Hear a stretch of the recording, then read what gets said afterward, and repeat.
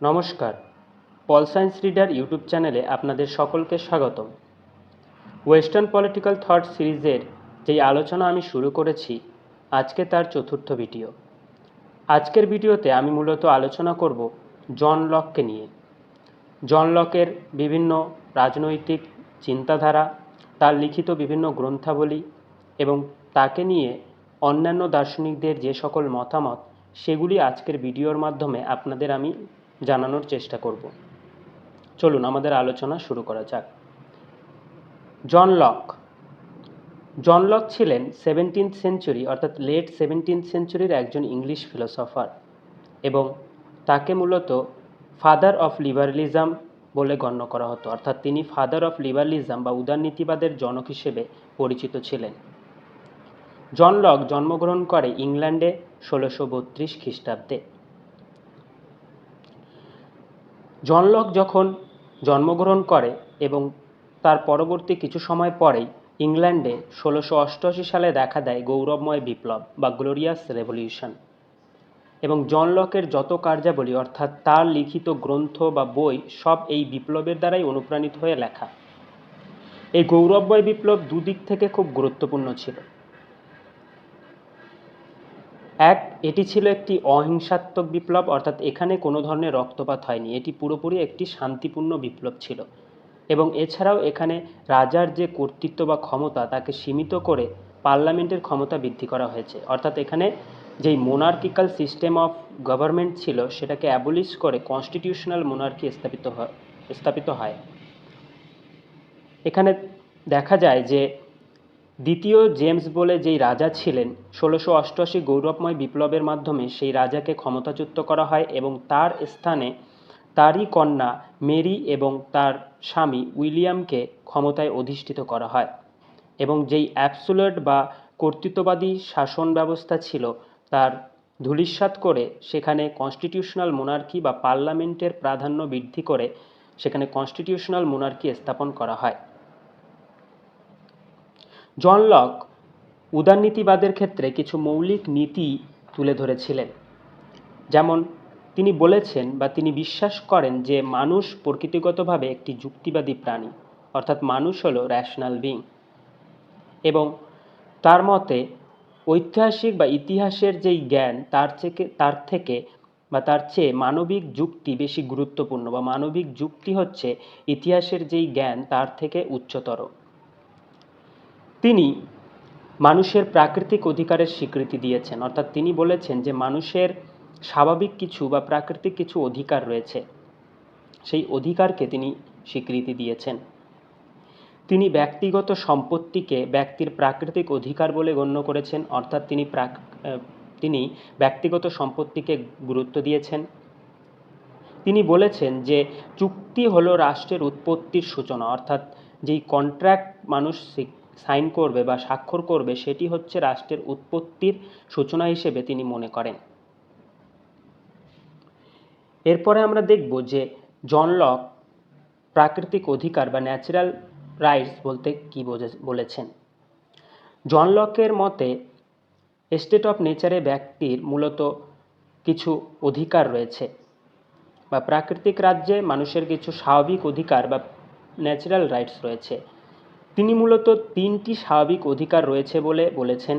এই তিনটি, অর্থাৎ তিনি বলেছেন যে অন্যান্য অধিকারের মধ্যে এই তিনটি অধিকার সর্বাধিক গুরুত্বপূর্ণ, যেগুলি হলো লাইফ, লিবার্টি অ্যান্ড প্রপার্টি, অর্থাৎ জীবন, স্বাধীনতা এবং সম্পত্তির অধিকার। এই তিনটি অধিকারের উপর জন লক সর্বাধিক গুরুত্ব আরোপ করেছেন। এরপরে তার স্টেট অফ নেচারের ধারণায় তিনি হবসের যেই স্টেট অফ নেচার বা প্রাকৃতিক রাজ্যের ধারণা, অর্থাৎ হবস প্রাকৃতিক রাজ্য বা স্টেট অফ নেচার ব্যাখ্যায় যে বলেছেন যে প্রাকৃতিক রাজ্যে মানুষের জীবন হলো solitary, poor, nasty, brutish and short, অর্থাৎ মানুষের জীবন হলো ক্ষণস্থায়ী, তারা খুব বর্বর বিপজ্জনক জীবনযাপন করে। হবসের এই ধারণার পুরোপুরি বিপরীত ধারণা স্থাপন করেছে লক স্টেট অফ নেচারের হবসের যেই ধারণা সেই ধারণাকে খণ্ডন করে তার নতুন এক ধারণা তিনি দিয়েছেন। স্টেট অফ নেচারকে ব্যাখ্যা করতে গিয়ে লক বলেছেন যে স্টেট অফ নেচার হলো ভালো, অর্থাৎ সেখানে শান্তি পিস রয়েছে এবং সেটি হলো খুব আনন্দময় একটি রাজ্য, যেখানে মানুষ মিউচুয়াল অ্যাসিস্ট্যান্ট অর্থাৎ পারস্পরিক সহযোগিতার মাধ্যমে মানুষ এখানে সুন্দরভাবে জীবনযাপন করে বা জীবন অতিবাহিত করে। অর্থাৎ আমরা দেখতে পাচ্ছি হবসের যেই মৎস্য ন্যায় পরিস্থিতি, তার বিপরীত একটি পরিস্থিতি লক এখানে তুলে ধরেছেন। এবং তিনি বলেছেন যে এই যে স্টেট অফ নেচার, সেখানে প্রত্যেকটি মানুষের ক্ষেত্রে সমান, অর্থাৎ কারো মধ্যে কোনো ভেদাভেদ নেই, প্রত্যেকেই এই প্রাকৃতিক রাজ্যে সমান এবং প্রত্যেকেই স্বাধীন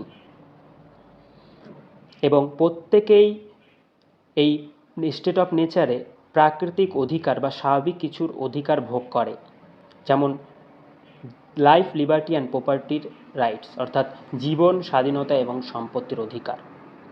এবং এই স্টেট অফ নেচারকে লক গোল্ডেন এজ বলে গণ্য করেছেন। অর্থাৎ এখানে সমস্যা বলতে ব্যক্তির যে ন্যাচারাল রাইটসগুলির নিরাপত্তা বা সিকিউর নয়, অর্থাৎ তিনি বলেছেন যে এটি একটি গোল্ডেন এজ, কিন্তু এখানে মূল সমস্যা দেখা যাচ্ছে পরবর্তীতে যে এখানে যে ন্যাচারাল রাইটস বা প্রাকৃতিক অধিকারগুলো রয়েছে সেগুলো সিকিউর নয়।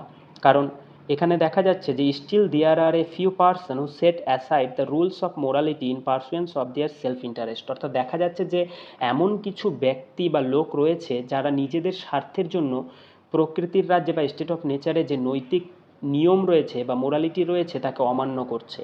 অর্থাৎ তারা এই নৈতিক নিয়মগুলিকে অমান্য করছে তাদের নিজেদের স্বার্থ পূরণের ক্ষেত্রে। এবং তাছাড়াও এই স্টেট অফ নেচার হলো এমন এক অবস্থা যেখানে না আছে কোনো রাষ্ট্র, অর্থাৎ সেখানে কোনো স্টেট নেই, কোনো ল বা আইন নেই, আর না আছে কোনো অথরিটি। অর্থাৎ সেখানে দেখা যাচ্ছে এই যে অনিষ্টকারী এই সকল ব্যক্তি, তাদের যেই কার্যাবলী সেগুলোকে বন্ধ করার জন্য বা তাদের শাস্তি দেওয়ার জন্য এখানে কোনো ধরনের অথরিটি নেই, কোনো ধরনের স্টেট নেই বা কোনো ধরনের নিয়মকানুন নেই। এবং সেই কারণে দেখা যাচ্ছে যে এই স্টেট অফ নেচারে একটি সমস্যা বা বহু সমস্যা উঠে আসছে। এরপরে লক এই স্টেট অফ নেচারের ক্ষেত্রে মূল যেই সমস্যাগুলিকে তুলে ধরেছেন সেগুলি হলো, তিনি বলেছেন যে স্টেট অফ নেচারে বা প্রাকৃতিক রাজ্যে মূলত তিনটি গুরুত্বপূর্ণ সমস্যা আমরা পরিলক্ষণ করতে পারি, বা তিনটি সমস্যাকে তিনি সর্বাধিক গুরুত্ব আরোপ করেছেন। এই সমস্যাগুলি হলো, প্রথম সমস্যা তিনি বলেছেন যে যেহেতু স্টেট অফ নেচারে কোনো আইন নেই, তাই সেখানে কোনো ধরনের নিয়ম শৃঙ্খলা সেগুলো সঠিকভাবে মেনটেন করা সম্ভব নয়। এবং দ্বিতীয়ত তিনি বলেছেন এখানে কোনো বিচারক বা জাজ নেই, অর্থাৎ সেখানে কোনো নিরপেক্ষ জাজ নেই, প্রত্যেকেই প্রত্যেকের বিচারক। অর্থাৎ কে বিচার করবে, অর্থাৎ ঠিক ভুল সেটিকে কে নির্ধারণ করবে, সেই ধরনের কোনো বিচার ব্যবস্থা সেখানে নেই। এবং তৃতীয়ত এক্ষেত্রে সমস্যা দেখা যাচ্ছে যে ন্যাচারাল ল বলে নানা আইন থাকলেও সেগুলিকে কার্যকরী করার জন্য কোনো প্রতিষ্ঠান বা কোনো ডিসিশন মেকিং বডি বা কোনো অথরিটি সেখানে নেই। অর্থাৎ এই যে প্রাকৃতিক আইনগুলো রয়েছে সেগুলোকে সঠিকভাবে বাস্তবায়ন বা ইমপ্লিমেন্টেশন করার জন্য যেই প্রতিষ্ঠান দরকার বা অথরিটি দরকার সেখানে অর্থাৎ স্টেট অফ নেচারে নেই, যার জন্য দেখা যাচ্ছে সমস্যা। এবং এই সমস্যাগুলি থেকে বেরিয়ে আসার জন্যই জন লকের পরবর্তী যেই চিন্তাধারা, গুরুত্বপূর্ণ একটি চিন্তাধারা, সেটি হলো সোশ্যাল কন্ট্রাক্ট বা সামাজিক চুক্তির ধারণা।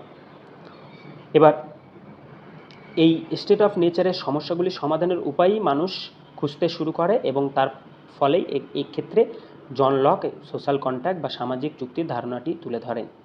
এবং হবস মূলত এই যে সোশ্যাল কন্ট্রাক্ট বা সামাজিক চুক্তির ধারণা যেটি হবস দিয়েছেন, তিনি মূলত একটি সিঙ্গেল কন্ট্রাক্ট বা একটি চুক্তি স্বাক্ষরের কথা বলেছেন। এবং তিনি বলেছেন যে স্টেট আর সোসাইটি অর্থাৎ রাষ্ট্র এবং সমাজ দুটি এই একটি চুক্তি স্বাক্ষরের মাধ্যমেই একসাথেই সমাজে উঠে আসে। অর্থাৎ হবসের মতে সমাজ ব্যবস্থা এবং রাষ্ট্র দুটি একসাথেই একটি চুক্তি স্বাক্ষরের মাধ্যমে, যেটি মূলত জনগণের মধ্যেই স্বাক্ষরিত হয়, সার্বভৌম ক্ষমতার সাথে কোনো চুক্তি স্বাক্ষর হয় না বলে হবস দাবি করে। কিন্তু লক হবসের বিপরীতে তিনি বলেছেন যে স্টেট আর সোসাইটি দুটো আলাদা আলাদাভাবে তৈরি হয়, অর্থাৎ দুটো পৃথক চুক্তি স্বাক্ষর হয়। যেমন প্রাইমারি চুক্তিতে সোসাইটি অর্থাৎ প্রথম যেই চুক্তিটি স্বাক্ষর হয় তার ফলে একটি সোসাইটি বা একটি সুন্দর সমাজ গঠিত হয়, এবং দ্বিতীয় যেই চুক্তিটি স্বাক্ষর হয় সেই সোসাইটির মধ্যে একটি গভর্নমেন্ট প্রতিষ্ঠিত হয় বা একটি সরকার প্রতিষ্ঠিত হয়। অর্থাৎ লক দুটি চুক্তি স্বাক্ষরের কথা বলেন। এছাড়াও লকের মতে এই যে সোশ্যাল কন্ট্রাক্ট বা এই যে চুক্তি স্বাক্ষর হলো, এই চুক্তি স্বাক্ষর হওয়ার পর জনগণ বা মানুষ বা ব্যক্তিগণ তাদের যেই ক্ষমতা রয়েছে, অর্থাৎ প্রাকৃতিক রাজ্যে বা স্টেট অফ নেচারে যে কোনো ধরনের জাত ছিল না, তারা যে নিজেরাই অন্য ব্যক্তিদের বা নিজেদের যেই জাজ করার বা বিচার করার এবং পানিশ করার যেই ন্যাচারাল ল বা প্রাকৃতিক আইন ছিল, সেটিকে এই সোশ্যাল কন্ট্রাক্ট স্বাক্ষর হওয়ার পর সার্বভৌম ক্ষমতার হাতে অর্পণ করে দেবে, জন লক এক্ষেত্রে বলেছেন। এবং অর্পণ করার মাধ্যমে তারা এটি সুনিশ্চিত করবে যে তাদের বিভিন্ন ন্যাচারাল রাইটসগুলো অর্পণ করবে সার্বভৌম ক্ষমতার হাতে, কিন্তু তাদের এই বিষয়টি সুনিশ্চিত করতে হবে যে তারা এই সার্বভৌম ক্ষমতা যাতে লাইফ, লিবার্টি অ্যান্ড প্রপার্টির যে অধিকার রয়েছে জনগণের, সেটিকে সুনিশ্চিত করে এবং সেটিকে নিরাপত্তা দেয়।